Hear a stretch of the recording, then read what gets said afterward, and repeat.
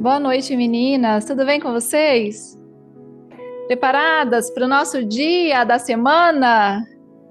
Eu vou aproveitar para a gente respirar um pouquinho, para a gente trazer a nossa consciência para cá, preparar a nossa mente para receber essa semente de hoje, né? Eu tenho certeza vai fazer muita diferença na nossa vida. Então, meninas, podem fechar os olhos. Ouve essa música, sente a música. Puxa uma respiração bem grande. Um ar bem profundo. Sente o ar entrando dentro de você, do teu corpo. Cada partícula desse ar vitalizando tuas células, te trazendo vida, força, saúde. Respira fundo. E à medida que o ar vai entrando dentro de você, se conecta com esse ar como se a vida estivesse começando em você nesse momento, agora. E aí você pode repetir mentalmente: eu sou a vida. Eu sou a vida. Eu sou a vida. Eu sou o ar que gera a vida. Eu sou. Eu sou essa partícula de vida que entra dentro de mim. Eu sou. Tome a vida em você agora. Tome esse fôlego de vida em você agora. O ar é as misericórdias se renovando na nossa vida todas as manhãs. Vocês já pararam para pensar sobre isso, meninas? O ar é as misericórdias do Senhor se renovando na nossa vida todas as manhãs. Então, todas as manhãs, quando a gente abre os nossos olhos, a gente respira. Vocês já perceberam que quando a gente acorda, a gente dá aquele respiro? Acordei. A gente dá aquele respiro. É a vida entrando, é a gente respirando a vida. Então, nesse momento, você está acordando. Respira a vida dentro de você e deixa a vida fazer sentido em você. Deixa a vida te vitalizar. Sente o ar. Respira profundamente, mais uma vez.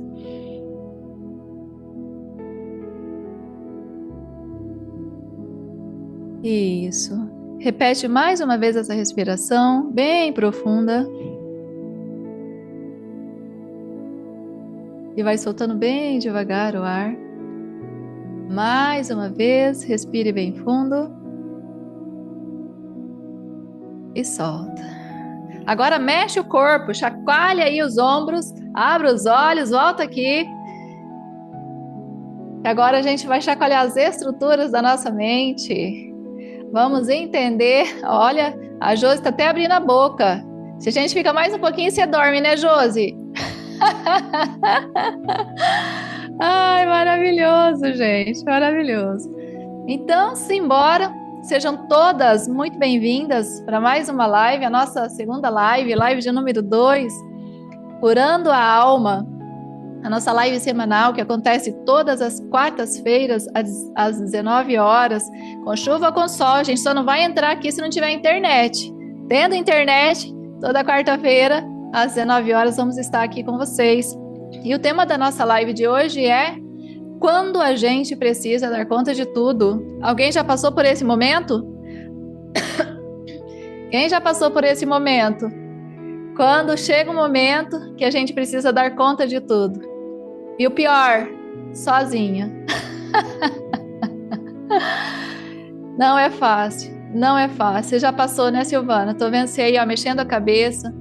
A Josi levantou a mão. Nilma também tá aí, ó, concordando comigo. Martinha. Meninas, é difícil você conversar com alguém hoje, principalmente na nossa fase, né? Chegando assim nos 50. Quem não tá ainda, me perdoa, não tô chamando ninguém de velha. Tá? A gente passa por esse momento na vida. Eu digo passa, né? Porque ele passa. Só que às vezes esse momento ele é tão prolongado, é um momento que a gente acha que não vai ter mais saída, que a gente vai ter que dar conta e tirar força muitas vezes de onde a gente não tem, para a gente dar conta, né? E fica muito difícil esse momento para a gente. Então, hoje nós vamos falar sobre esse momento onde a gente precisa dar conta de tudo. Eu precisei dar conta de tudo. Quando eu digo eu precisei dar conta de tudo, eu digo de mim mesma. Quem estava ali na nossa última aula da Jornada da Mulher Curada, escutou um pouquinho da minha história, né? E viu que realmente eu precisei, cada uma de nós, todas nós precisamos dar conta de tudo, né? E aí eu coloco essa pergunta: será que eu consegui? Será que eu consegui? Gente, quando a gente está tendo que dar conta de tudo, a gente vai fazer o que a gente acha que tem que fazer. A gente vai fazer aquilo que a gente acha que é certo fazer. Nem sempre vai dar bom. Mas o que vale é a intenção, não é? Aquela intenção dentro de nós de fazer dar certo. Mas ó, a gente acredita que está conseguindo, mas é uma ilusão a gente achar que está conseguindo, e vocês vão entender hoje que é uma ilusão a gente achar que está conseguindo. Porque dentro dessa ilusão de achar que está conseguindo dar conta de tudo, a gente vai entrando no adoecimento, né? Ai, deixa eu até pegar que eu queria mostrar para vocês.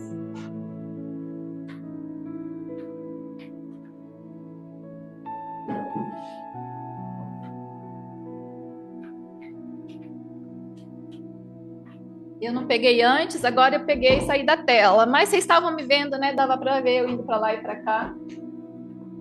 Eu tenho aqui um kit de personagens sistêmicos que eu ganhei de uma mãe maravilhosa. É a coisa mais linda do mundo, gente. Olha, andei postando esses dias. É fofo, fofo, coisa mais fofa, né? Para trabalhar terapia sistêmica. E tem um personagem muito, muito simbólico aqui no meio. Depois eu faço foto e mostro todos eles para vocês, tá? Porque eu postei só um pedacinho deles na internet. Tem um que é muito simbólico e que me representou, assim, ele teve uma grande parte da minha vida que esse personagem me representou. Veja se vocês se identificam. Dá para ver?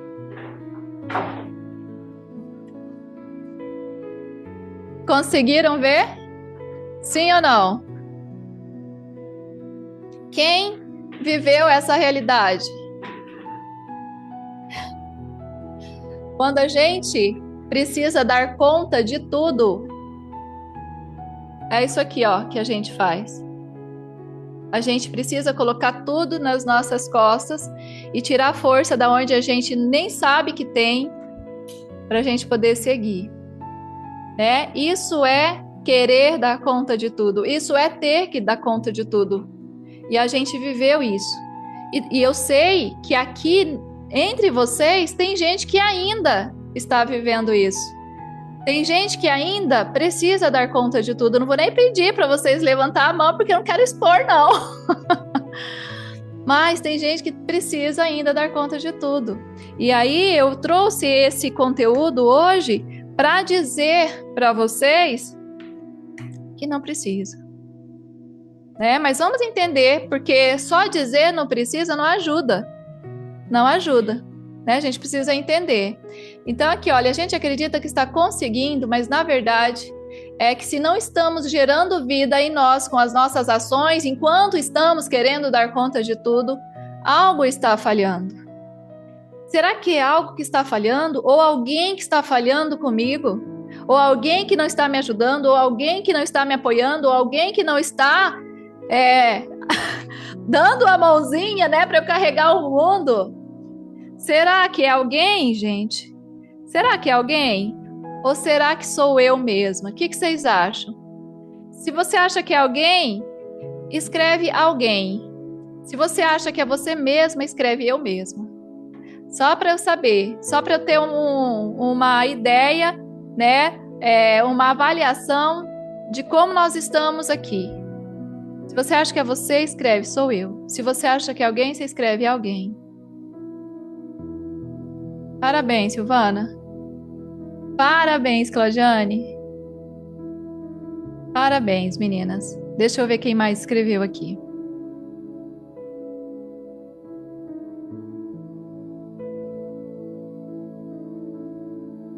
Nossa, meninas, vocês estão indo muito bem. Olha isso. Parabéns para todas vocês. Parabéns. Parabéns, porque eu também precisei chegar nesse momento. Eu precisei chegar nesse momento de entender que era eu. E que se eu não soltasse, ninguém ia arrancar das minhas costas esse mundo que estava tão pesado em cima de mim. E às vezes a gente precisa da ajuda de alguém, não é? A gente precisa da ajuda de alguém, a gente precisa do apoio de alguém, a gente precisa de uma seta, a gente precisa de uma direção. Às vezes a gente não consegue sozinha. Então, quando a gente tenta carregar o mundo nas costas, dar conta de tudo, porque às vezes a gente nem tem escolha, né? A gente tem que dar conta de tudo. Acontece isso daqui com a gente. A gente assume esses 3 papéis na vida. Esses 3 papéis. Ou é o papel da vítima, ou é o papel do salvador, ou é o papel do perseguidor. Aí eu coloquei aqui para representar, né? A vítima aqui, ó, entra no mundinho dela e fica lá se remoendo. O perseguidor, ele persegue todo mundo. O problema da vida dele, o problema de tudo que está acontecendo com ele é do outro, tá pro lado de fora, nunca tá dentro dele. O problema é do outro. E aqui, o salvador é aquele que tá querendo salvar o mundo, né? Ó, carrega o mundo nas costas, tá querendo salvar o mundo, mas ele está esquecendo de algo essencial nessa jornada. Então, aqui a gente chama isso de triângulo do drama. Triângulo do drama, por quê? Porque é 3 papéis que a gente mesma interpreta na vida ao longo desse período que a gente tenta carregar o mundo nas costas, que a gente tenta dar conta de tudo. Então, ora eu tô no papel da vítima, ora eu tô no papel do salvador, ora eu tô no papel do perseguidor. A vítima sente-se impotente, sabe aquela sensação de impotente que é terrível, aquela sensação de você não sabe o que fazer ou você não tem o que fazer, aquela impotência horrorosa dentro de nós que nos corrói. Ela se sente impotente, injustiçada, como se a vida estivesse sempre contra ela. Deus não me ama, o universo está conspirando, né, contra mim, eu fui esquecida, eu fui abandonada, eu sou infeliz. Aí ela começa a utilizar o verbo dela, né? Eu falei do verbo na semana passada, ela começa a utilizar o verbo dela para se denegrir, né? Para construir mais daquilo que ela está sentindo, mais daquela negatividade toda. Porque ela entra nesse processo, ela é a vítima, né? E aí ela carrega dor, a vítima carrega mágoa, carrega também uma sensação de não ter tido escolha. Ela entra nesse processo todo, mas ela tem essa sensação, não tenho escolha, não tive escolha, né? E aí quando ela entra nesse pé de não ter escolha, parece legal isso, eu não tive escolha. Só que isso aumenta a vitimização. É como se não tivesse dado para ela outras oportunidades. É como se a vida não tivesse dado para ela outros caminhos. E aí aumenta essa bola de neve em volta da vítima. E ela fica ali na escuridão da dor dela, da tormenta dela. Só que aí, quando ela decide sair desse papel, ela não sai desse papel para cura da vitimização. Ela sai desse papel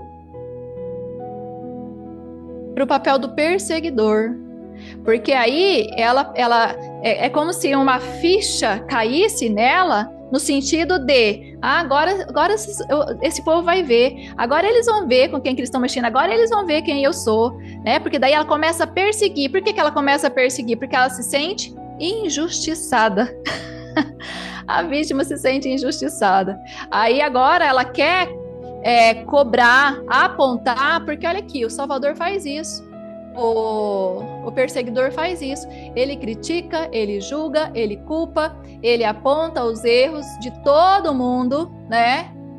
Ele mostra, ele tá lá, cheio de problema, mas ele vai apontar o erro do outro. Ele tá lá com um monte de questões internas não resolvidas, mas ele vai apontar para o outro e vai dizer que é o outro que é o outro, que é o outro, que é o mundo, que é o governo, que é o pai, que é a mãe, que é o marido, que é o filho, que é o cachorro, mas nunca ele. Então ele passa a perseguir, ele se torna aquela pessoa terrível para si mesmo, porque o adoecimento vai vir para a vida dele, né? Então ele critica, julga, culpa e aponta erros de todo mundo. Pode até parecer forte, porque, né, dá aquela impressão de que é invencível, pode até parecer forte, mas por trás existe muita rigidez e feridas emocionais não curadas. E quando eu digo aqui feridas emocionais não curadas, eu estou me referindo a todas as feridas emocionais que a pessoa pode ter e vai ali, né, doer ao longo da vida. Que é a ferida do abandono, ferida da rejeição, ferida da traição, ferida da injustiça, né, ferida do abuso, que também é terrível, né? Por trás tem uma ferida assim. E aí, quando ela sai desse papel, da mesma forma que a vítima sai e vem para o perseguidor sai, mas ele não sai do ciclo. Ele sai do papel e vai ocupar um outro papel no ciclo. Ele não interrompe esse ciclo, ele não quebra esse padrão. E em falar em padrão, gente, quem é terapeuta sistêmico aqui, ó, nós temos duas, a Mara, que eu sei, tá? A Mara e a Silvana Barros. Quem é terapeuta sistêmico sabe que na terapia sistêmica a gente rompe o padrão. A gente rompe o padrão. E um padrão que a gente precisa romper na vida é esse daqui, ó. É esse padrão de repetição nosso mesmo. A gente fica na repetição daquilo que está doendo na vida, daquilo que está machucando na vida, daquilo que está nos adoecendo fisicamente na vida. Porque a gente sai de um papel e vai para o outro, e eu não sei o que é pior aqui, se ser vítima, se ser perseguidor, ou você ser salvador. Parece que salvador é uma coisa legal, e não é, né? Então, quando a gente faz um processo sistêmico, uma terapia sistêmica, para a gente romper os ciclos, a gente rompe esse ciclo de adoecimento que a gente vive na vida. A gente ganha consciência e a gente sai desse pé. E isso é fantástico, isso é maravilhoso. Então tá, saiu o perseguidor, foi o papel do salvador. O que o salvador faz? Tenta ajudar, olha aqui, ó.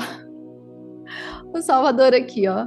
Tenta ajudar a todos o tempo todo. Resolve problemas dos outros e se coloca como responsável por tudo. Neste papel, ele esquece de si e vive em função de todos. Então, qual que é a ferida do salvador aqui?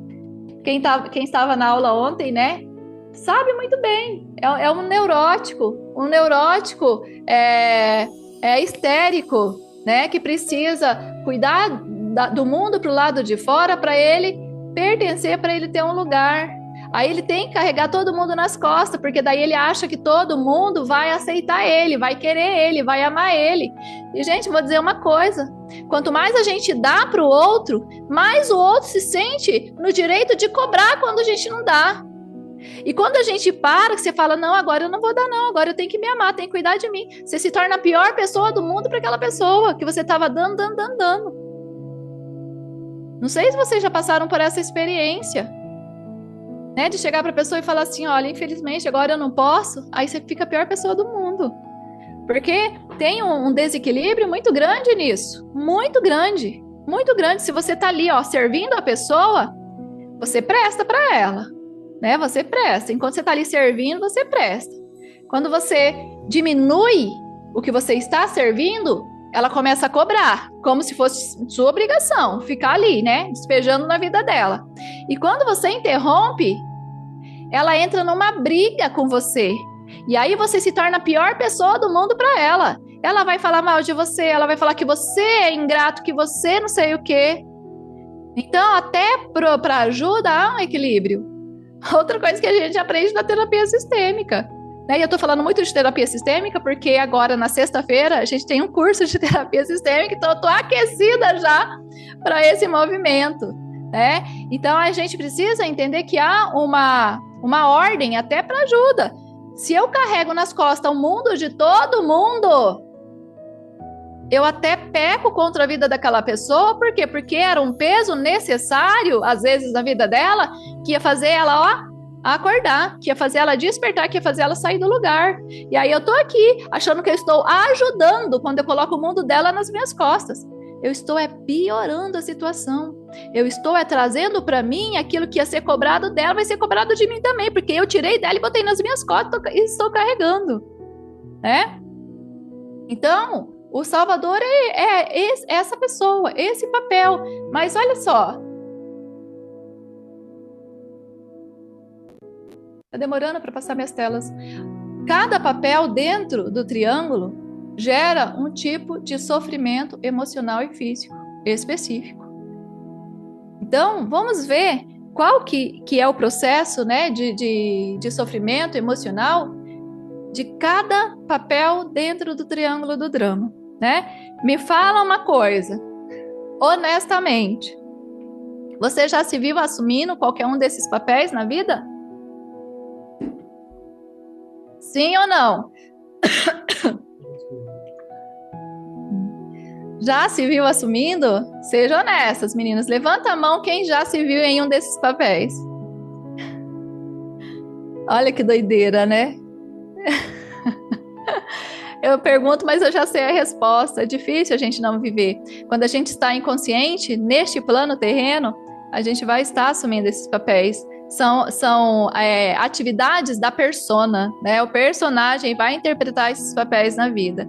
E vai ficar ali, ó, circulando naquele triângulo. Ora no papel, ora no outro, né? Ora no outro. Quando a gente quer alguma coisa, a gente vai salvar o mundo, né? Porque a gente está no interesse, então a gente vai salvar o mundo. Quando aquela salvação não é reconhecida, então a gente vai perseguir, a gente vai entrar numa injustiça, na ferida da injustiça, não foi reconhecida. E quando eu tô no extremo da ferida da injustiça, então eu começo a perseguir, falar, pensa o quê? Eu não vou ficar aqui sofrendo, não, agora eu vou lá revidar. Aí a gente fica, né? E o duro, gente, que muitas vezes isso acontece dentro da nossa própria casa. Isso acontece na relação conjugal, isso acontece na relação com os filhos, isso acontece nas relações com os pais. É triste, né? Mas a parte boa disso tudo é que a gente pode acordar, que a gente pode despertar e que a gente pode sair desse pé, né? Então vamos ver qual que é o sofrimento emocional e físico de cada papel.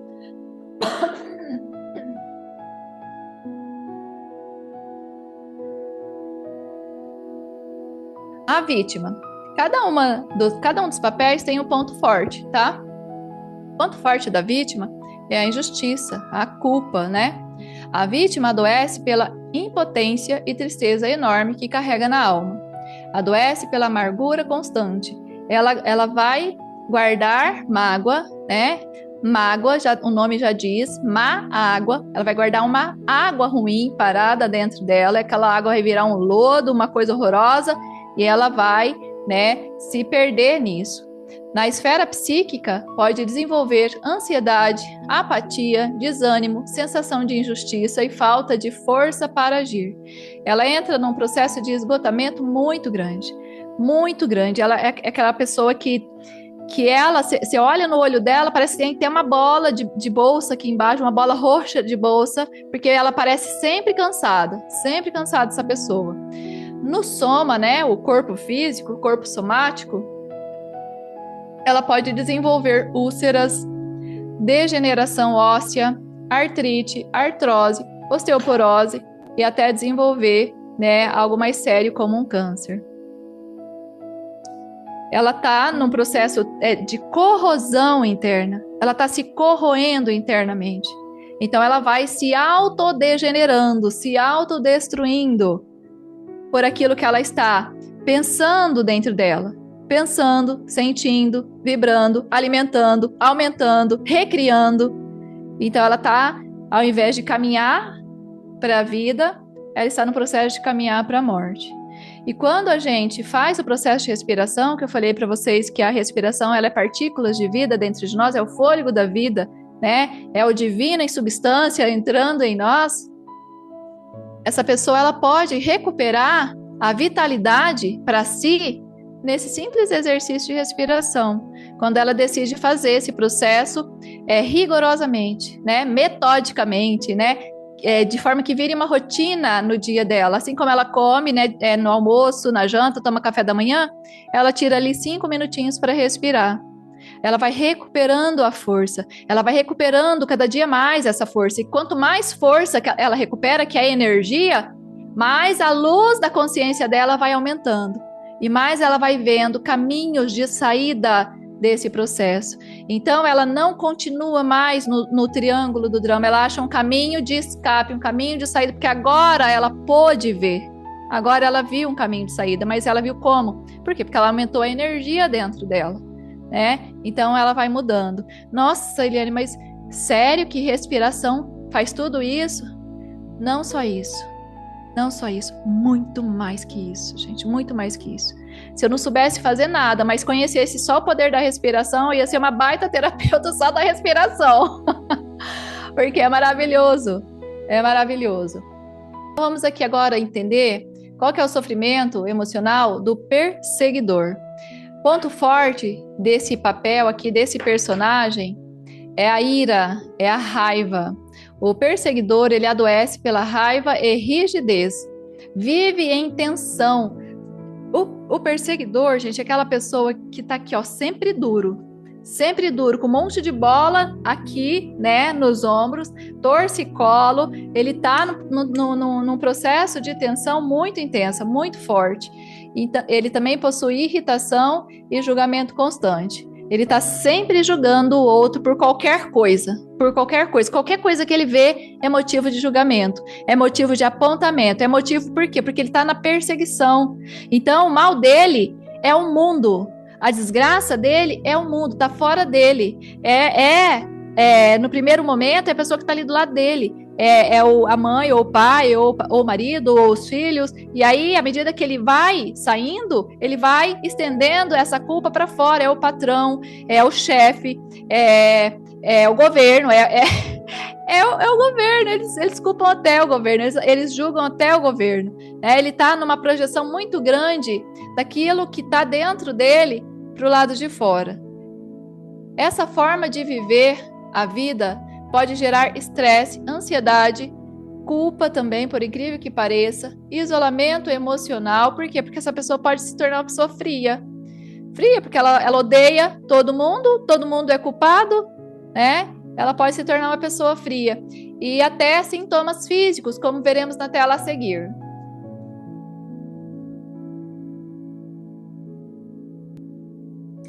Pressão alta, né, que é a hipertensão, dores musculares e tensão, principalmente pescoço, ombros e mandíbula. Sabe aquela pessoa que tem dor na mandíbula, que trava a mandíbula, né? Dorme, ela vai dormir, ela tá com a arcada tão presa que às vezes ela acorda e não consegue soltar.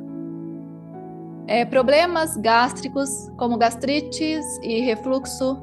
É como se o corpo, no caso desse papel, não digerisse o que sente. É como se ficasse uma bola pulsional, né? Uma bola de energia pulsando dentro da pessoa, dentro do estômago da pessoa. Eu falava sobre isso na aula ontem. Parece que ontem não, segunda-feira. A pessoa carrega aquela coisa dentro dela e aquela energia, se ela não for dissipada, ela vai levando para esses pontos, né?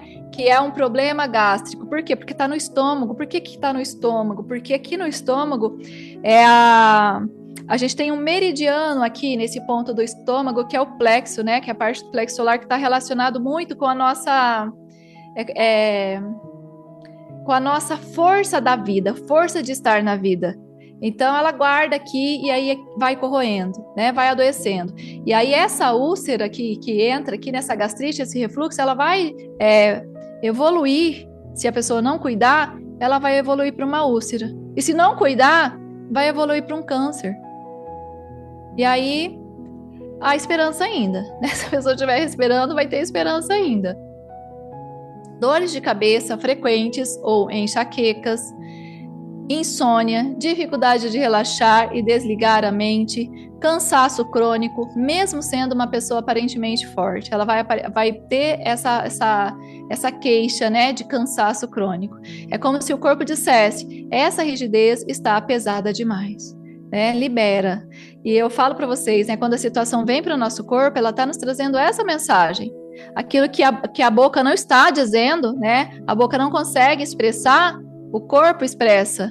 Então, quando a doença vem, não é para nos matar, não é para, né, para a gente ficar no adoecimento, é para a gente olhar para aquilo. Peraí, por que isso chegou aqui em mim? Por que está aqui em mim? Por que veio?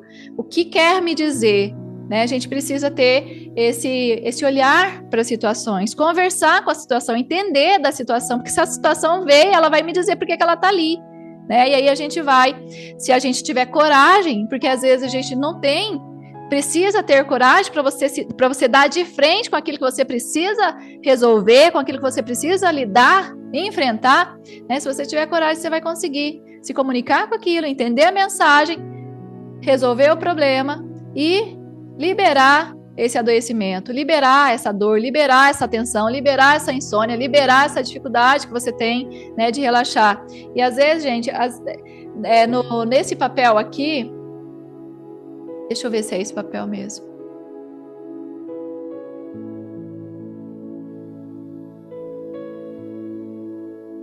Nesse papel também, tá? Que é no papel do perseguidor.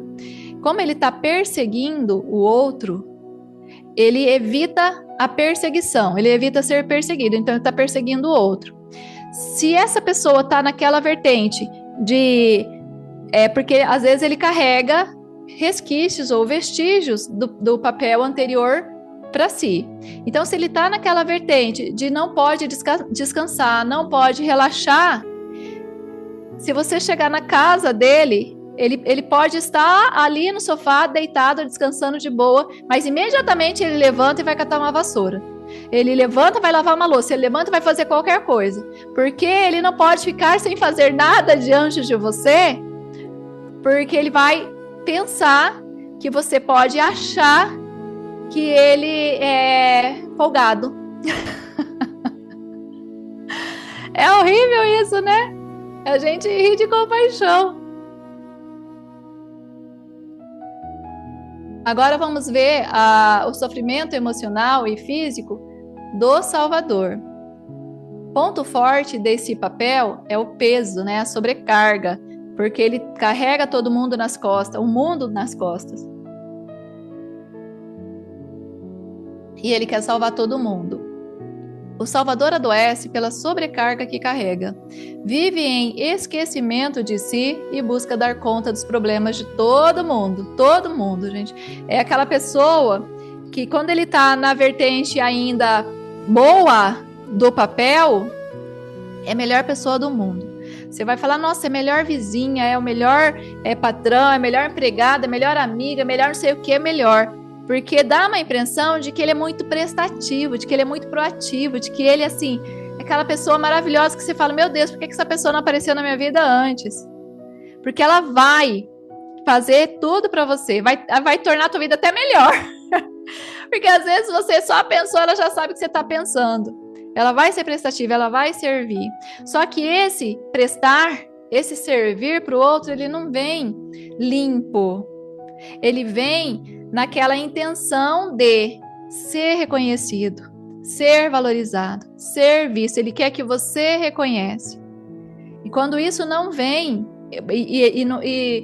não é só você dizer obrigado, não. Porque dependendo do obrigado que você disser, nossa, só isso, só um obrigado.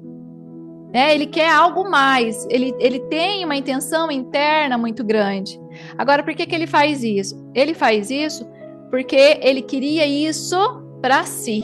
Ele queria para ele queria fazer para ele mesmo. Só que dentro dele tem uma crença de não merecimento. Tem uma crença limitante que diz não, pessoas da sua família não podem ser bem tratadas. Pessoas como você não pode ser amada. Pessoas como você não pode ser querida. E aí, ele faz isso pro lado de fora. Ele vai ser legal com o outro, ele vai ser querido com o outro, só que no fundo é como se ele estivesse fazendo para si. Só que não o preenche. Fazer para o lado de fora não o preenche, porque ele vai continuar com o mesmo vazio. E aí ele tem a leve ilusão de que quando o outro reconhece, quando o outro, então preenche o vazio. Só que o reconhecimento não vem, por quê? Porque a vida tá ali para servir ele, para ele entender exatamente isso, não é para o outro. Isso daqui vai ajudar você a olhar para a dor que você tem dentro, para a ferida emocional que está dentro de você, para os complexos que você tem interno. E muitas vezes ele não olha para esse lado. Ele não olha, daí vai ficar cobrando do outro, né? E vai repetindo o papel no ciclo, no triângulo. O Salvador adoece pela sobrecarga que carrega, vive em esquecimento de si e busca dar conta dos problemas de todo mundo. Se esgota emocionalmente, mas busca mostrar-se forte, sente frustração, cansaço profundo e vazio interno. No papel do Salvador, o adoecimento físico geralmente vem do excesso de entrega e da dificuldade de se colocar como prioridade. E essa dificuldade de se colocar como prioridade é por causa das limitações que ele tem, né? Das crenças internas que ele tem. O cansaço emocional acumulado pode gerar problemas como, a gente ainda está no mesmo persona, tá? Fadiga constante, esgotamento, sensação de estar sempre sem energia, que é o Salvador, né? Queda de imunidade, gripes frequentes, infecções recorrentes. Gente, mudou o tempo, a pessoa já tá ali, ó, com processo físico, um processo no corpo. Por quê? Porque no ponto dele, a imunidade nunca tá alta. Nunca tá. Tá sempre baixa. Por quê? Porque ele tá num processo emocional intenso. E intenso numa polaridade negativa. Então, quando a gente está num processo emocional intenso, numa polaridade negativa, a primeira coisa que cai em nós é a imunidade. Então, com a imunidade baixa, não dura nada. É renite, sinusite, até aquele negócio que vem no olho, que eu esqueci o nome agora. Terçol também é uma questão de imunidade, né? Então, tudo isso vai acontecer com ele. Queda da imunidade. Problemas hormonais, especialmente ligados ao estresse crônico, dores no corpo, principalmente costas, ombros, como se estivesse carregando o mundo nas costas, né? Problemas digestivos que vão de leves a graves, distúrbios do sono, ele vai ter sono leve e não reparador, e ainda pode ter riscos de insônia, né? A pessoa que está nessa vertente aqui. Agora, entendendo tudo isso, será que você consegue mudar? Reconhecendo que você talvez está em um ou outro papel, ou passou por um ou outro papel e tem vestígios, né, sequelas dessa interpretação na vida. Será que você consegue ressignificar isso em você hoje, aqui, agora? Olhar para isso, entender que você pode soltar isso?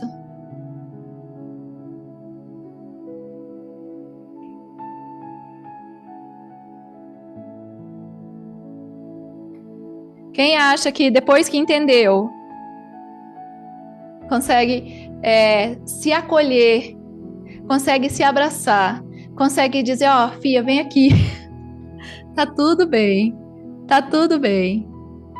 Porque agora é o momento da gente olhar para nós. Não importa, né? Não importa do que eu precisei dar conta. E eu digo mais, o que eu precisei dar conta, eu precisei dar conta. Não ia ser diferente. O que era para mim, o que cabia a mim nesse plano, né? O que cabia a Eliane, era da Eliane. Eu não ia passar o que você passou. Eu não ia assumir na vida os papéis que você assumiu. Eu ia assumir o meu papel. Assim como não era você a passar o que eu passei, nem assumir os papéis que eu precisei assumir. Era você. Então, gente, cada um vai ter na vida o que precisa da vida. Agora, não é para ninguém morrer, não é para ninguém ficar em dor, não é para ninguém ficar desesperado e falar, nossa, minha vida acabou. Não, pelo contrário. Pelo contrário, a situação está ali para dizer para você, olha, tua vida pode começar agora. E aí, quando a gente tem esse entendimento, quando a gente entende essa fala da vida, essa comunicação da vida, a gente se liberta, gente. É esse o ponto onde a gente sai da dor e entra no amor. Quando há o entendimento, quando a luz se faz aqui dentro e eu posso ver, eu entendo. É este o ponto. É só dessa forma que você sai da dor para o amor. Não é se convencendo de que você tem que estar em lugar nenhum. Não é se convencendo de que você tem que ouvir qualquer outra coisa. Entrando para dentro de você e entendendo que dentro de você está o propósito para todas as coisas. Não é ninguém, não é o outro, não é o marido, não é o filho, não é a esposa, não é ninguém, não é o padre, não é o pastor, não é o patrão. Não é ninguém. Sou eu. O que eu tenho que passar, o peso que eu preciso carregar é para me acordar, é para me despertar, é para dizer, olha, ainda há esperança, vamos. Não é para morte, isso não é para morte não, isso é para vida. Então, se você concorda que você pode mudar, né, essa jornada que até aqui pode ter vindo em dor, você vai fechar os olhos agora.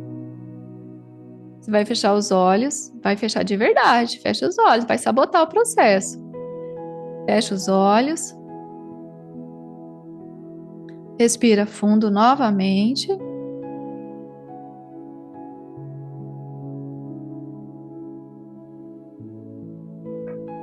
Sente o seu corpo agora.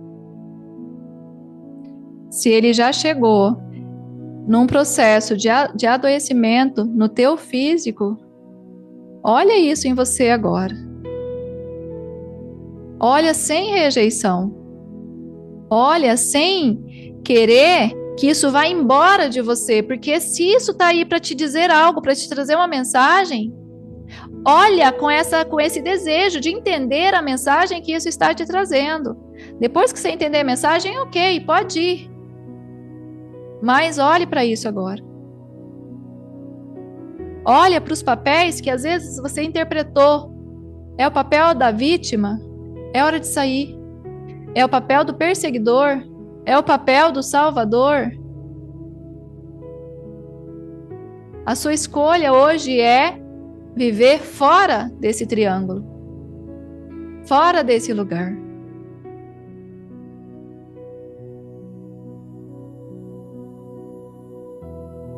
Você pode escolher viver diferente. Não importa o peso que você teve que carregar nas suas costas. É hora de soltar este peso e levantar a serviço. Deixa esse peso cair, sente esse peso cair, saindo das suas costas.